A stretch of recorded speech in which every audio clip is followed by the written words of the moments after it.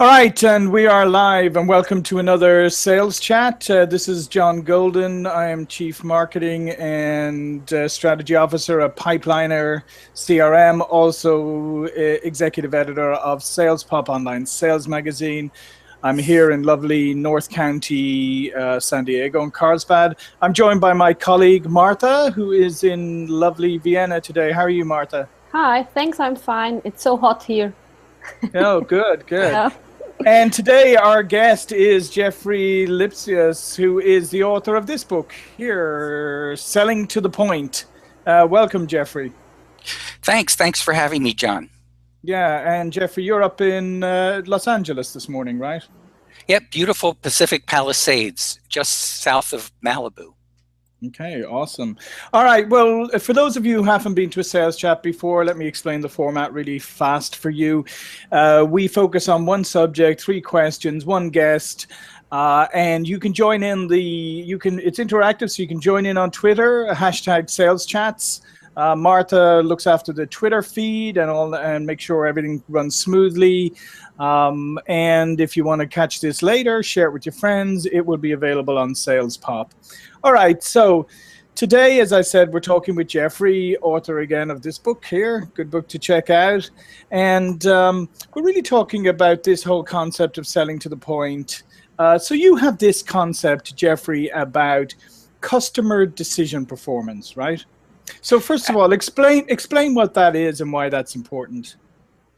Well, the way you could look at it, John, is every sale involves 2 conversations, not just one. Sales training only focuses on one conversation, which is the conversation between the salesperson and the customer. And this has to do with the salesperson's selling performance, which there are a lot of great training programs to teach us all about. The point I'm making is there's a second conversation happening concurrently. And that's the internal buying conversation going on between the customer's ears, called decision making. And while you're having your conversation with the customer, their second conversation is going through the customer's head, the gears turning, in order to make the best decision. Now, the point I'm making is you can have a great selling performance, but if the customer is not undergoing a good buying performance, the salesperson's not going to get the sale. So what we're going to talk about today is another aspect of selling success, which isn't selling performance, but rather buying performance and how buying performance works. Because after all, if a salesperson doesn't say a thing and the customer buys, did the salesperson do their job? Sure, the salesperson knew when to shut up. So buying performance, I would argue, is every bit as important or even maybe more important than selling performance, yet it's very underemphasized in traditional sales training. So how does so it's very underemphasized in traditional sales training, maybe not that well understood. So how do you reorient your thinking, and how does a salesperson become attuned to the buyer decision performance? Yeah, what a salesperson needs to do is turn their awareness around to what's going on inside the customer's head rather than what's going on inside the salesperson's head. So I'll give you an example. Trust. If I talk to a salesperson about trust or confidence, and every salesperson's going to say, oh, that's very important. I need the customer to trust me. I need to earn the customer's trust. I want them to see that they could be confident in the things I say, which is nice. But what I would say is if you're going to coach decision performance, you have to turn it around. What about the customer's self-confidence in their ability as a decision maker? If a customer isn't confident they can make a good decision, they won't decide if they can trust you or not. So internal confidence comes first. See, the goal of selling is buying. This is very important because a lot of salespeople don't act like they know this, but if I'm a salesperson and I'm on my way to see a customer and I've got my pitch prepared and my presentation down and all my materials ready, sent the customer literature, when I get to the customer's doorstep and the first thing they say is, "Oh, I read your literature. I like the product. Where do I sign?" Mm-hmm. Am I going to do my pitch or am I going to show the customer where to sign? Of course, I'm going to show the customer where to sign. But why? Because I achieved my goal. The customer bought. So Right. if the customer buys, there's no reason to sell. So the goal of selling is buying. And that's why the customer's buying performance is every bit as important as the salesperson's selling performance. Yeah. I think you raise an interesting point, because it's something I always sort of say to people when they're selling, is that in B2C, right, if it's a B2C or if it's a consumer purchase, right, if I go out and buy something stupid today, like I blow $5,000 on the fanciest new TV, right, there's not that much risk involved in that, right? Yeah, I've wasted some money, maybe my wife's upset or whatever, but there's not that much risk. In a B2B purchase, right, if I'm making a purchasing decision on behalf of my company, it can be career enhancing if I get it right. It can be career limiting if I get it wrong. So there's quite a lot of emotion wrapped up in that. So how does a salesperson start to uncover that and really figure out whether the buyer is confident, or how much weight are they carrying on their shoulders around this purchase? Well, yeah, I have what are called my 3 C's. Mm-hmm. And if the customer has 3 C's, they're going to be able to make the best quality decisions. One thing I want to establish first, though, is I'm asking salespeople to change from a selling relationship to a coaching relationship. And when this happens, the salesperson needs the customer to understand the salesperson's purpose is to help the customer make the best decision. Then you can work with the customer as a team, because that's what customers want from salespeople. When you're a customer buying that TV, John, mm-hmm. You may not want to talk to a salesperson. However, if you thought that salesperson was really committed to helping you make the best decision, no problem. There's no resistance to salespeople if salespeople share this common goal. And once you establish this, you could enter into a coaching relationship with the customer to help the customer make the best decision. Mm-hmm. So my 3 C's are internal. I'm sorry, you were going to ask me something? Yeah, no, I was just going to stop you there and say, okay, that sounds great, but unfortunately, a lot of buyers today, they approach the purchasing process believing that the salesperson is really just in it for the sale, right? They're not in it to help them make the best decision or to be the trusted advisor. So how can a salesperson get over that initial hurdle? By asking questions. This is very important, because this internal buying conversation, this decision process the customer's going through is internal, and salespeople are not privy to this conversation unless you ask questions. Questions are going to be the window for the customer to enter into that conversation going on with the customer. And if the customer sees the salesperson is more interested in what's going on in terms of the customer's thinking, then the salesperson is about their own thinking, the dynamic starts to shift. So by asking questions, by being interested, by being a good observer, the salesperson can demonstrate to the customer the commitment to help them make the best decision. Right. Yeah, once you do this, then a customer can be a lot more forthcoming about what's going on with the decision process. And basically, decision-making is a very natural process. Humans were endowed with the gift of free choice and free will. So when you watch a customer making a decision, they're naturally going to ask questions, they're going to do research, they're going to play devil's advocate, they're going to raise objections, gather information, because they want to feel good about the decision they're making. And this is very natural. What happens, though, because of various aspects of being human, customers stand in their own way. So when you have obstacles to decision making, they're almost always customer derived. Like I mentioned already, self-doubt. A customer may doubt their ability to make a good decision. And if you're a coach, you're coaching somebody, and the person you're coaching has self-doubt, there's going to be a performance compromise. Sure. Perhaps that customer is going to make an inappropriately conservative decision because they have self-doubt. Which is why, Jeffrey, as you know, why we see a lot of times no decision being the outcome, right?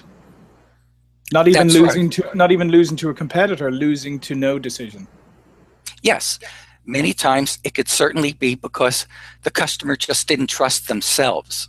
Mm-hmm. And if a salesperson is fixated on getting the customer to trust them, well, you're missing the point. You're missing the problem.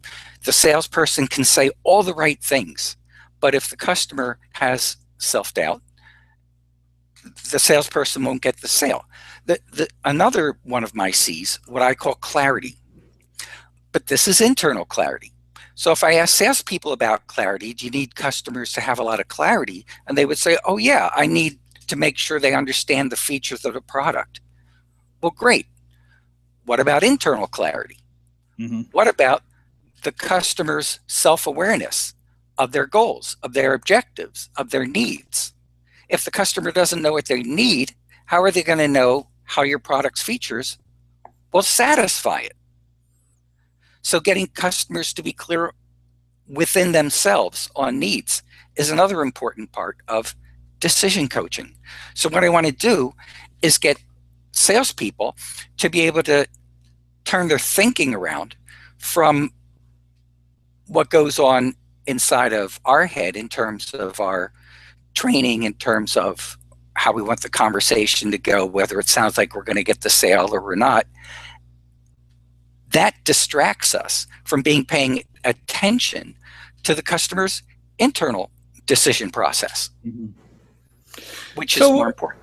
Yeah. So how can, it sounds like that the salesperson has to have a lot of confidence in themselves if they are going to be able to flip this switch in their head and focus on coaching the buyer and seeing where the buyer is and what confidence level they have. That sounds like that takes quite a lot of skill and self-confidence on behalf of a salesperson to execute. That's a really good question. Actually, you could bypass that requirement. When a salesperson is focused and intrigued with the customer's buying process, whatever is going on inside inside the salesperson's head, in terms of the salesperson's doubt, the salesperson feeling unprepared, whatever's going on in the salesperson's head will diminish as the salesperson really starts to focus on what's going on with this customer and obstacles the customer's throwing in front of themselves and how you can help this customer be better. It's kind of like saying that the customer is the salesperson's mantra. Mm-hmm. And it's the salesperson pays closer attention to the customer. The salesperson's going to be more intrigued. Whatever stuff is going on inside the salesperson's head is going to quiet down as we become more customer aware. It's an automatic process.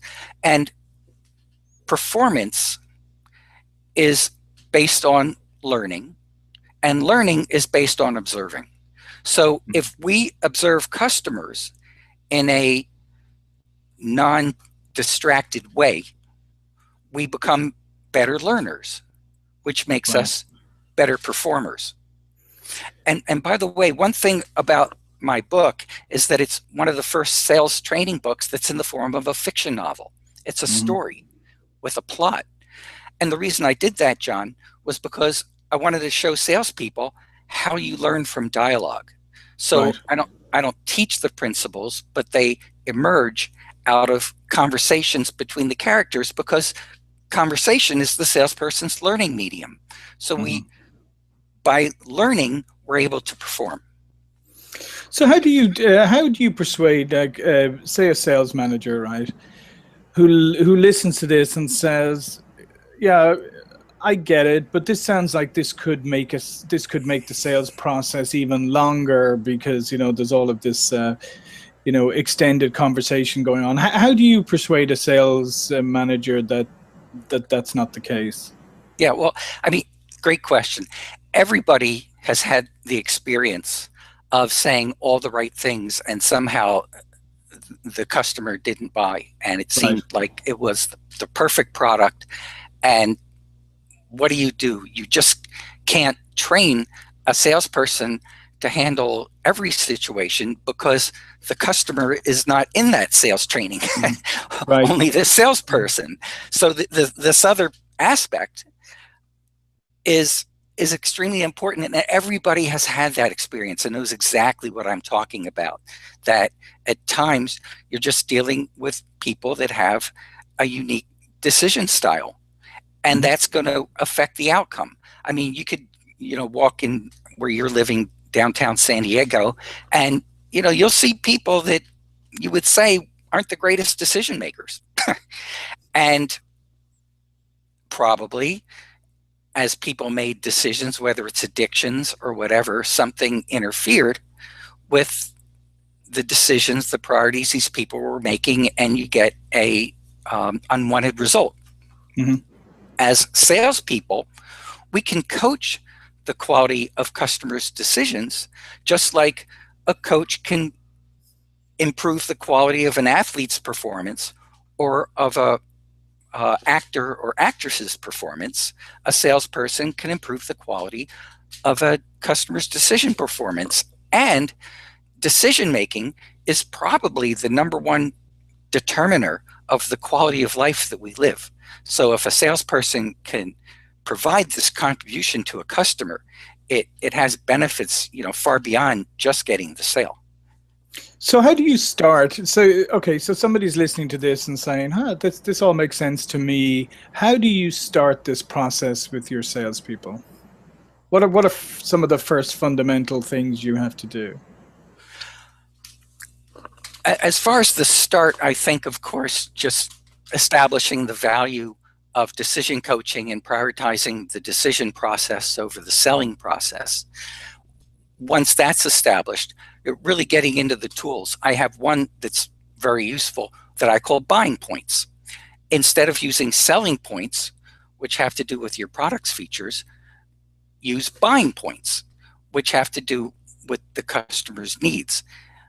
Buying points are actually asked in the form of questions, and what it does is it puts customers' attention on certain factors they need to determine in order to make the best decision. They're like coaching questions, and it's done in role play in different situations where you get salespeople to be better inquisitors, better question askers, to be able to use questions as a tool to direct the customer's attention on things that they may have overlooked in the decision. So how do you, and maybe following on from that, I mean, how do you establish whether a customer is actually really ready to buy? Because I think that's another issue that people have. They engage with customers and they don't really know whether at the end of the day, it turns out that the customer hasn't gone through any process in their head, right? They haven't really prepared themselves to buy. So how do you know if they have done this? Well, you ask them. It's more about, does the customer feel they're ready to buy? I mean, you, the salesperson, may determine that the customer is ready to buy, but if the customer doesn't feel that way, you're nowhere. And in the converse, you, the salesperson, might think the customer's not ready to buy yet. However, the customer is not letting you in on an internal conversation they're having that they're, pretty much decided they want to get this. I mean, it's really all what's going on inside the customer's head. That's what I want to emphasize today, and get salespeople to become more customer aware and see the value of that. But it's really not for us to say whether a customer is ready or not. That's going to distract us. Then we think we should know what the customer's saying, and then the customer's not acting the way we think they should, and you get into a whole a lot of dissonance. But if you just ask the customer, where are you? What are you thinking? What are some of the considerations that you have in this process? They're going to let you know if they think you're there to help them make a better decision. Mm-hmm. So getting back to starting points. If you're a sales manager, what are some of the things that you would advise a sales manager to maybe change about their approach today? A few tweaks that maybe could start to set them up for being more customer attuned, or coaching their salespeople to be more customer attuned. Well, asking questions and analyzing what those questions are telling us. Usually what we need to know is in the customer, and it's just a matter of asking the right questions to find out what that is. But understanding that, questions are going to allow us to learn the customer's beliefs, values, priorities, concerns, and as we learn, we're better able to respond in a way that helps the customer see the value of our product. So as a manager, you have to establish that as a salesperson, your salespeople are the learners, not the teachers. Right. Yes, so that's a very fundamental point. So the salespeople are the learners, not the teachers. So I think part of the issue is asking the right questions, but it's really listening to and building on the answers, right?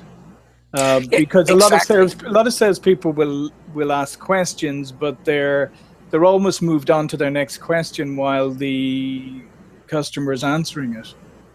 Right. The whole purpose of asking a question is to be able to learn the most that you can. Like I said, the magic formula is the better we observe is the better we learn. The better we learn, the better we perform. And your listeners at home should write that down. As we're better observers, we're better learners, and as we're better learners, we're better performers. Whether you're playing basketball or any other performance-based activity, that's the formula. Mm-hmm.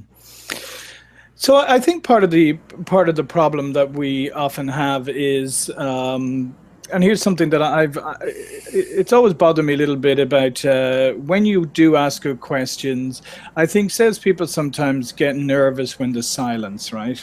But if you ask really good questions, the buyer needs time to process and think. Yeah.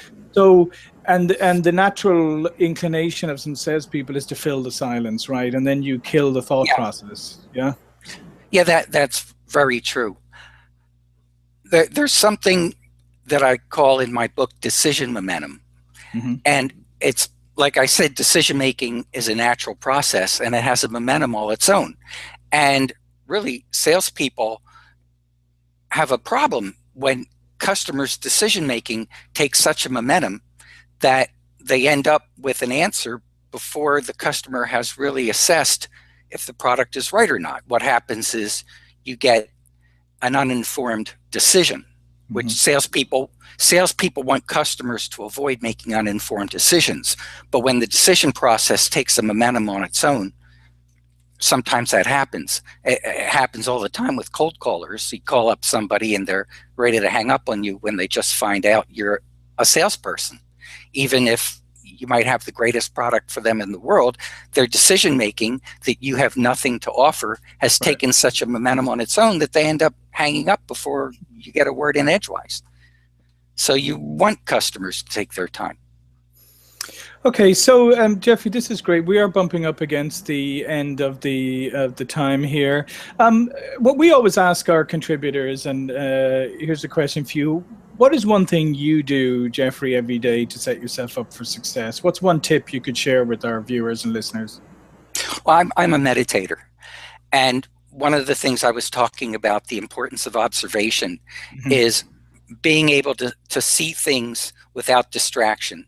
And a really insidious distraction is thinking about the past or the future. Another insidious distraction is judging how things are going instead of noticing how they are.